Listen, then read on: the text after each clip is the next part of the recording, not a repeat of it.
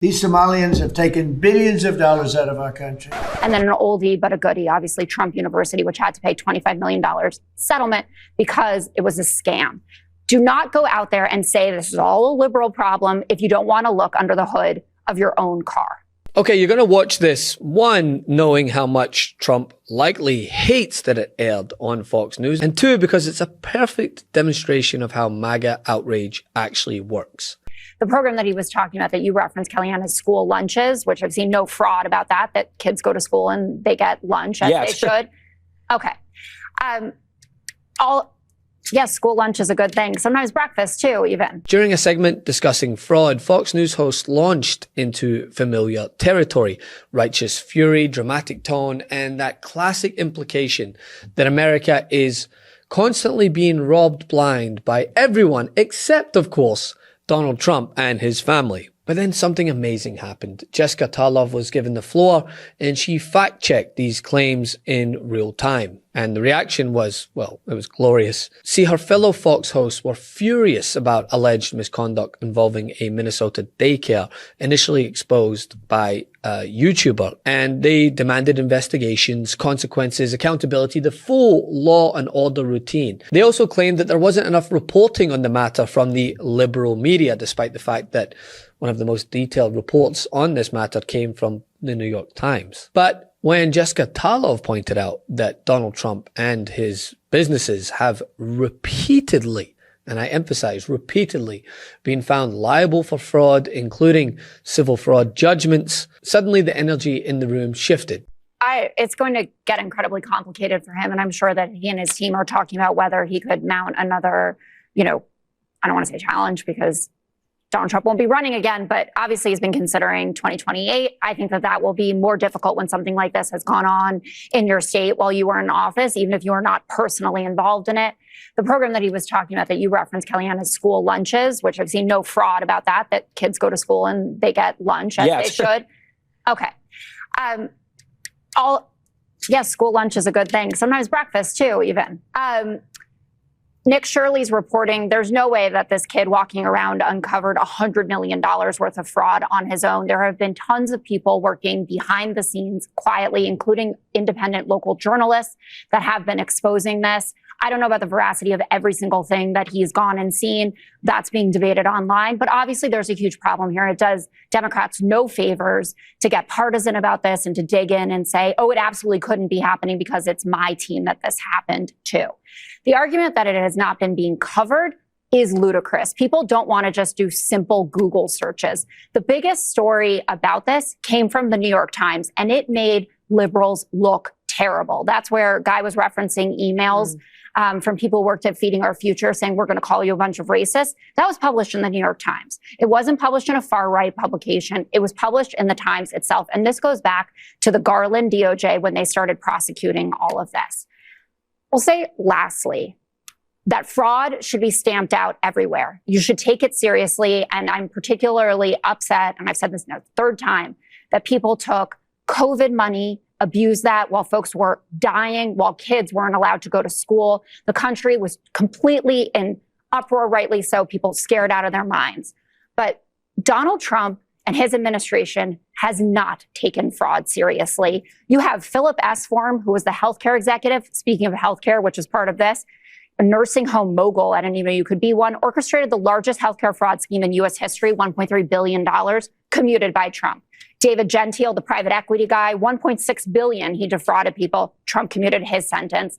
And then an oldie but a goodie, obviously Trump University, which had to pay $25 million settlement because it was a scam.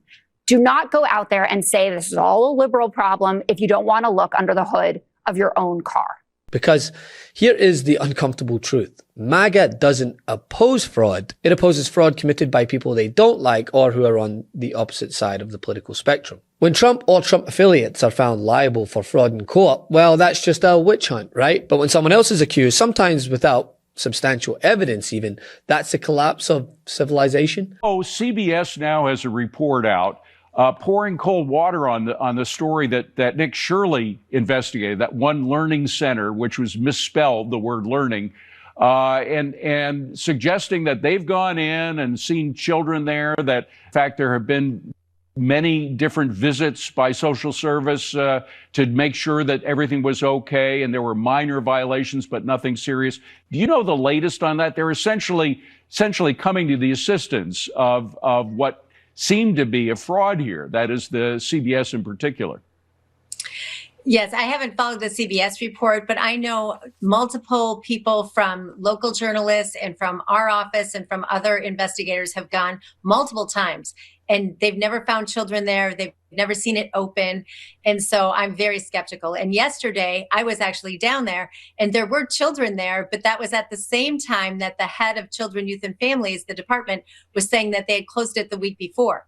Yeah. So somebody doesn't have their story straight, and they still haven't stopped payment. So I'm going to be looking into that in the fraud committee to find out when, in fact, if they closed it down, they did, and why, if they closed it down, they haven't stopped payments, because it's ridiculous. See, the other Fox News host didn't dispute the facts. They just didn't want to talk about them. I do not believe that prices are down for most of Americans, and most Americans will tell you that. They do not feel like the Trump policies are working for them. They're losing manufacturing jobs. Millions of Americans in 3 days are not going to be able to afford their health care, and Republicans have done nothing to help solve the problem. One way to take accountability for failure is to release an autopsy report. And to be honest about that, yet the Democrat National Committee refuses to release the 2024 autopsy report. Why won't they? Few things. First, I think they should. I agree with you. But I don't think that you need to have a report, an autopsy, or be a rocket scientist with a degree from Harvard to know why we lost. And we did already. Myself and all of my fellow Democrats talked about why we lost. And I'm sorry, we have done course correction. 25 Republican state seats that we flipped, Republicans flipped 0. We flipped a gubernatorial seat in the state of Virginia. You want to say it's blue? Is Glenn Youngkin a Democrat? New Jersey, we have a governor there. Here in this city, incredible turnout. And what we are doing, Todd, I would agree with you that we need to look at the issues where Republicans and where the president are not doing well. I mean, he's hemorrhaging Latinos, youth and independent voters right now on issues such as immigration, on issues such as the economy. And that's what Democrats need to do. But they don't need to have just one message. I mean, yes, when you're in a federal election, what we've seen that has been successful, what's been very successful for the new mayor here in New York and every single Democrat success in each state is they're going to the people, they're pounding the pavement, and they're saying, what will make your life better? What are the issue or issues you care about? And that's what they need to campaign on. And this is indicative of how MAGA operates, right? Trump has spent years framing himself as the ultimate anti-corruption crusader, railing against rigged systems, crooked elites, draining the swamp, right? But how about them Epstein files? Over 1 million pages of new documents just appeared.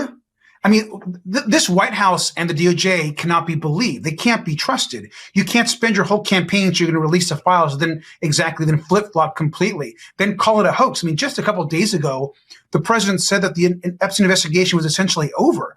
What's he talking about?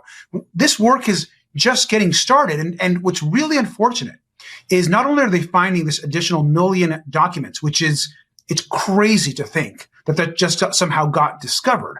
But in what they're actually releasing, they are doing a horrible job of protecting the survivors. Numerous names have now appeared in the documents. Survivors have literally been demanding that they actually follow the law to redact those names. And instead, who are they redacting?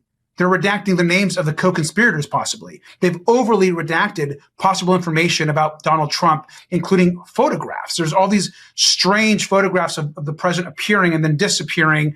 His name somehow not appearing in certain documents where we know they should. And so these are all concerning revelations. I think it all adds up to the simple fact that this White House continues to cover up whatever Epstein and his co-conspirators did to these survivors. But when courts, judges and juries, not journalists, not Democrats with an agenda or whatever they want to say, but actual courts rule that Donald Trump committed fraud and Trump affiliates committed fraud, the reaction from MAGA is instant dismissal. And this is why Jessica Tarlov's rant here hit such a nerve and went viral, because it gave Fox viewers a look behind the veneer. Saying boldly, if you're angry about fraud, shouldn't that include Trump's fraud? If fraud is wrong, then it should be wrong for everyone. If courts matter, they should matter all the time. And if outrage is selective, it's not outrage, it's propaganda. Thanks for watching. Be sure to add the MeidasTouch podcast on Apple Podcasts, Spotify, or wherever you get your podcasts for new updates every single day.